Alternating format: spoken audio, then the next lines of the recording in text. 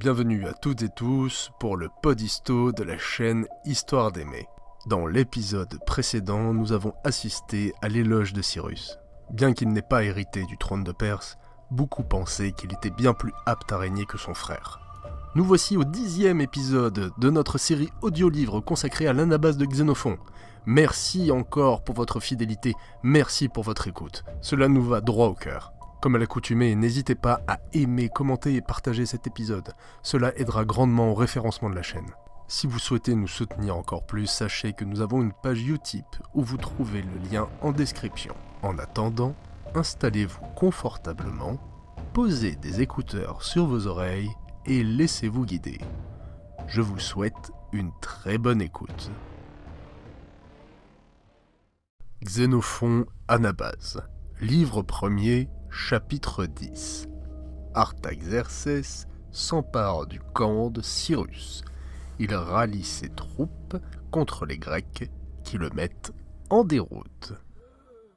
On coupa sur le lieu même la tête et la main droite de Cyrus. Le roi et sa troupe, poursuivant les fuyards, entrent dans le camp de Cyrus. Arié et ses gens ne font aucune résistance. Ils s'enfuient du camp à l'étape d'où ils étaient partis et qui était, dit-on, à 4 parasanges. Le roi et sa troupe mettent tout au pillage et prennent la maîtresse de Cyrus, une phocéenne que l'on disait sage et belle. Une milésienne, plus jeune que l'autre, prise par les soldats du roi, s'enfuit nue du côté des Grecs qui étaient commis à la garde des armes avec les scuophores. Ils se forment pour résister, tuent bon nombre de pillards et perdent aussi quelques-uns des leurs. Mais ils ne quittent point leur poste et sauvent non seulement la jeune femme, mais tous ceux qui se trouvent dans leur quartier, hommes et bagages. Il y avait alors entre le roi et les Grecs une distance d'environ 30 stades, les uns poursuivant ceux qui étaient devant eux comme s'ils avaient tout vaincu, les autres pillant comme s'ils étaient tous vainqueurs. Mais les Grecs s'aperçoivent que le roi avec sa troupe tombait sur les scuophores.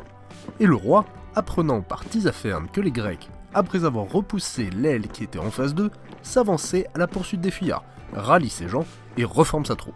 Cléarque, de son côté, appelle Proxène, qui se trouvait le plus près de lui, et ils délibèrent s'ils enverront un détachement ou bien s'ils iront tous défendre le camp.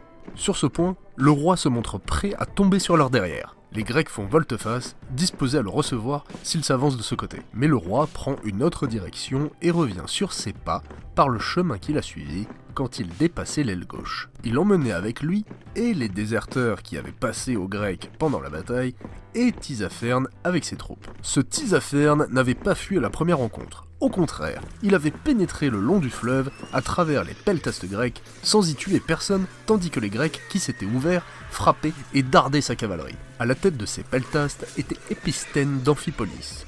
Il passait pour un homme de prudence. Tisapherne donc, ayant le dessous, s'était retiré et parvenu au camp des Grecs, il y avait rencontré le roi, de sorte qu'ils revenaient avec leurs troupes réunies. Quand ils furent à la hauteur de l'aile gauche des Grecs, ceux-ci craignant qu'on ne les prît en flanc et qu'enveloppés de toutes parts on les taillant en pièces, voulurent étendre leur aile et l'adosser au fleuve. Tandis qu'ils délibèrent, le roi, reprenant la même position, vient se placer devant leurs phalanges, comme il était au commencement de la bataille. Les Grecs, voyant les barbares près d'eux et rangés en ligne, chantent de nouveau le péant, et chargent avec encore plus d'ardeur qu'auparavant. De leur côté, les barbares ne les attendent pas et s'enfuient plus vite encore que la première fois. Les Grecs les poursuivent jusqu'à un village où ils s'arrêtent. Ce village était dominé par une colline au pied de laquelle la troupe du roi avait fait volte-face. Il n'y avait pas d'infanterie, mais la colline était pleine de cavaliers, à ne pouvoir distinguer ce qui se passait. On prétendait voir l'étendard du roi, un aigle d'or en haut d'une pique, les ailes déployées. Les Grecs s'étant dirigés sur cette position, les cavaliers abandonnent la colline. Mais en filant cette fois par peloton, les uns d'un côté, les autres d'un autre, la colline se dégarnit peu à peu. Enfin, tout disparaît. Aussi Cléarque ne gravit-il point la colline avec sa troupe. Il fait halte au pied et il envoie sur la colline Lysius de Syracuse et un autre chef, avec ordre de voir ce qui se passe en bas et de le lui reporter. Lysius y fait une pointe et revient rapporter que l'ennemi fuit à toute bride. Or, ceci se passait presque au coucher du soleil. Les Grecs s'arrêtent et posent leurs armes à terre pour prendre du repos. Cependant, ils s'étonnent de ne pas voir du tout Cyrus, ni personne de sa part, car ils ignoraient qu'il fût mort. Ils conjecturaient qu'il était à la poursuite de l'ennemi, ou qu'ils s'étaient avancés pour prendre quelques positions. Ils délibérèrent donc entre eux si l'on ferait venir les équipages pour rester où ils étaient, ou si l'on retournerait au camp. Ils résolurent d'y retourner, et l'on arriva aux tentes vers l'heure du souper. Telle fut la fin de cette journée. Les Grecs trouvèrent la plupart de leurs effets pillés, ainsi que les provisions de manger et de boire. Les caissons pleins de farine et de vin dont Cyrus était pourvu, afin de les distribuer aux Grecs s'il survenait quelques grandes disettes dans leur armée, et qu'on évaluait au nombre de 300, avaient été également pillés par les troupes du roi.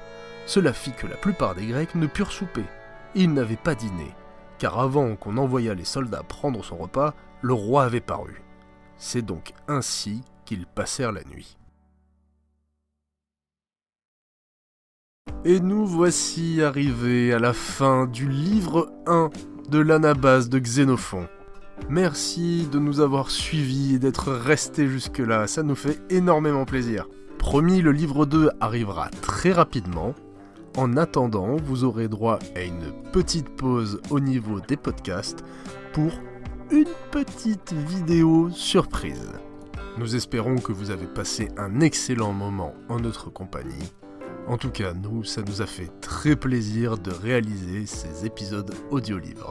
Et c'est avec joie que nous vous disons à bientôt, et avant tout, portez-vous bien.